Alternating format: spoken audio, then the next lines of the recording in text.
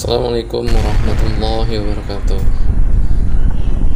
Sobat Azalea, Sobat Fan TV, kita berjumpa lagi.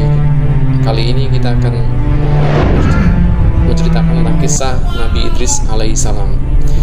Inilah kisah yang menarik yang akan jadi tonggak manusia dalam ilmu pengetahuan, karena merupakan manusia pertama yang dianugerahi oleh Allah Subhanahu wa Ta'ala dengan kecerdasan dalam berbagai mata pelajaran, keterampilan, dan kemampuan menciptakan alat untuk memudahkan pekerjaan manusia seperti menulis, matematika, dan astronomi, dan lain-lain. Nabi Idris alaihissalam juga merupakan seorang sahabat dari malaikat yang ditakuti oleh manusia, yaitu malaikat Israel, malaikat pencabut nyawa. Mendengar namanya saja, mungkin jantung kita akan berdenyut kencang, seolah-olah adalah giliran kita. Nabi Idris adalah keturunan ke-6 dari Nabi Adam, Yarid bin Mikhail bin Kinan bin Anus bin Sid bin Adam alaihissalam. Nabi Idris adalah penerus pertama, yaitu yang diutus sebagai nabi setelah Nabi Adam alaihissalam. Dalam agama Yahudi dan Kristen, Nabi Idris alaihissalam dikenal sebagai Henoch. Menurut sebuah cerita, ada suatu masa ketika kebanyakan orang melupakan Tuhan sampai Tuhan menghukum manusia dengan kekeringan yang berkepanjangan. Nabi Idris turun tangan dan berdoa kepada Allah untuk mengakhiri hukuman. Tuhan pun menerima permintaan itu, dan musim kemarau yang berakhir dengan hujan. Nabi Idris lahir di Babilonia setelah bahasa Syria disebut Hirmizal Harmais. Idris lahir di kota Manfis atau Manaf. Ada yang mengatakan bahwa Idris lahir di Babilonia dan pindah ke Mesir. Ketika dia melihat sungai Nil, dia berkata, Babil itu artinya sungai sepertimu, sungai yang besar, sungai yang penuh berkah dan barokah. Selama masa pemerintahannya 188 tahun, kota dibangun. Yang terkecil adalah Ruha. Nabi Idris berdakwah membela agama Allah, mengajarkan tauhid. Nabi Idris berdakwah untuk membela agama Allah, mengajarkan tauhid dan beribadah kepada Allah, serta memberikan petunjuk hidup kepada pengikutnya agar selamat dari azab dunia dan akhirat. Nabi Idris digambarkan dalam Al-Quran sebagai manusia pilihan Allah Subhanahu wa Ta'ala, sehingga Allah pun mengangkatnya ke surga. Para sejarawan kuno dan ahli sejarah para nabi mengatakan bahwa beliau adalah Nabi Idris bin Bur. Ada juga yang mengatakan bin Yarid. Nama aslinya adalah Nuh.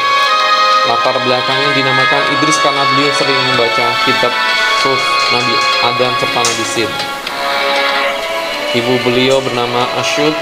Beliau adalah orang yang pertama menulis dengan pena, menjahit pakaian, mengenakan pakaian berjahit, serta orang yang pertama mempelajari ilmu perbintangan dan ilmu akhlak. Allah mengutus Nabi Idris kepada anak cucu Kabil dan mengangkatnya ke langit. Dalam sebuah riwayat hadis, Anas bin Malik mengatakan dari Abu Zar bahwa Rasulullah pada saat Isra Mi'raj melihat Nabi Idris ke langit keempat. Nabi Idris berkata, dan beliau memberikan selamat kepada Nabi Muhammad SAW. Selamat wahai Nabi yang baik dan saudara yang baik pula.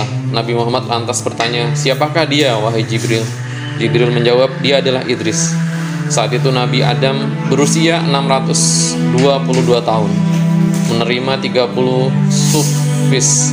Dan ada juga hadis tentang ini berkata, wahai Abu Zar, ada 4 utusan Syria. Mereka adalah Adam, Syed, Nuh, dan An-Nuh. Hingga ada yang mengatakan bahwa Allah mengutus Nabi Idris kepada seluruh penduduk bumi pada masanya. Selain itu, Allah pun mengumpulkan pengetahuan orang-orang di hadapannya. Dalam Kasha Al-Anbiya disebutkan bahwa para ulama berbeda pendapat tentang tempat lahirnya dan besarnya Nabi Idris. Dalam bahasa Syria, Babil berarti sungai. Nabi Idris kemudian memerintahkan semua pengikutnya berhijrah ke Mesir. Pada masa Nabi Idris, orang berbicara 72 bahasa. Mereka bisa merancang kota-kota mewah. Saat itu terbangun 188 kota dibangun dengan indahnya. Saat itu negara terbagi menjadi 4 bagian, dan setiap bagian memiliki raja sendiri. Nama-nama rajanya yaitu adalah Elaus atau Zeus, Asclepius, dan Zeus Amon. Nabi Idris mewarisi ilmu dari Nabi Sid bin Adam. Ketika dia dewasa, Allah menjadikannya seorang nabi. Nabi Idris melarang orang untuk melakukan kejahatan yang bertentangan dengan hukum Nabi Adam dan Nabi Sid, tetapi sedikit yang mengikutinya. Kebanyakan dari mereka menentang dakwah. Kemudian dia berniat untuk pindah ke tempat yang lebih baik, ke tempat yang lebih banyak orangnya dan siap menerima undangannya, yaitu wilayah Mesir. Kemudian Nabi Idris pun memerintahkan kepada semua pengikutnya untuk meninggalkan Babilonia.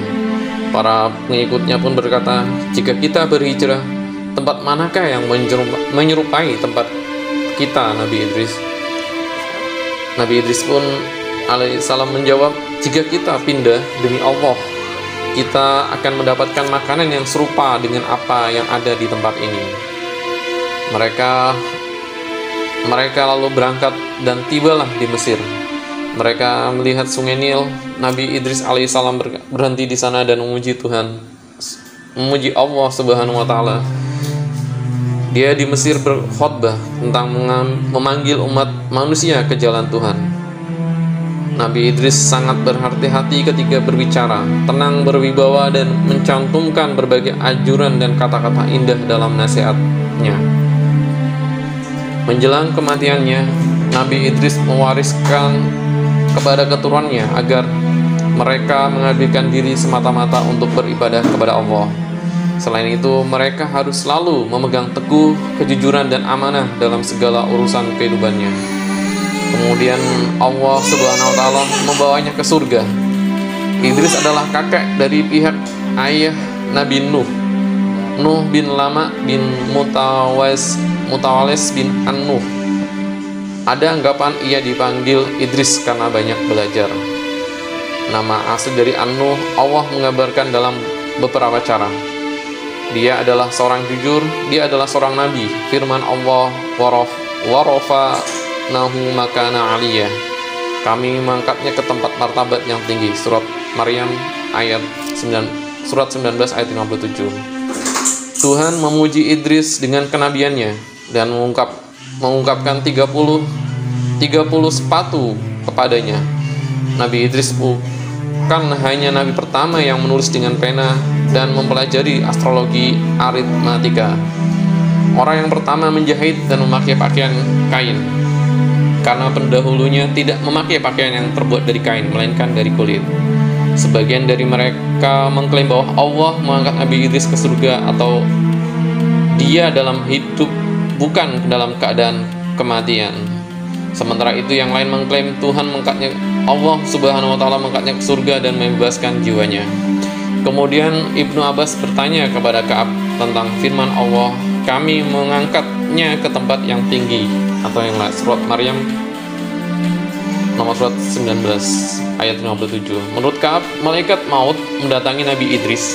Nabi Idris pun memintanya berbicara hingga malaikat menundanya, sehingga malaikat menunda mencabut nyawanya.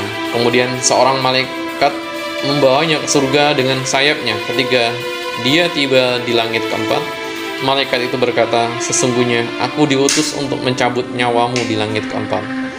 Ketika aku menerima perintah seperti itu, aku bertanya, "Bagaimana kamu akan melakukannya ketika dia ada di bumi?" Ketika Idris berbalik, malaikat maut menatapnya dan kemudian mengambil nyawanya sendiri di tempat. Tahukah Anda, ya Nabi Idris, Allah memuliakan Idris dengan mengangkatnya ke surga, karena biasanya hanya mereka yang memiliki jabatan tinggi saja yang diangkat ke surga. Dalam hadis disebutkan sebagai salah satu nabi pertama yang berbicara dengan Muhammad di surga selama Isra Mi'raj. Pintu gerbang terbuka ketika saya pergi ke surga. Di langit keempat saya melihat Idris. Di sana, kata Jibril kepada saya, Ini Idris, katakan selamat kepadanya. Jadi saya menyapanya dan dia menyapa saya dan berkata, selamat datang saudaraku yang saleh dan nabiku yang saleh. Sahih Bukhari. Ibnu Amlas berkata, Daud membuat perisai, Adam petani, Nuh tukang kayu, dan Idris adalah penjahit, dan Musa adalah pengembala. Mudah-mudahan kisah ini bisa jadi inspirasi buat kita untuk terus berbuat jujur dan taat kepada Allah Subhanahu wa Ta'ala. Sekian dari saya. Wassalamualaikum warahmatullahi wabarakatuh.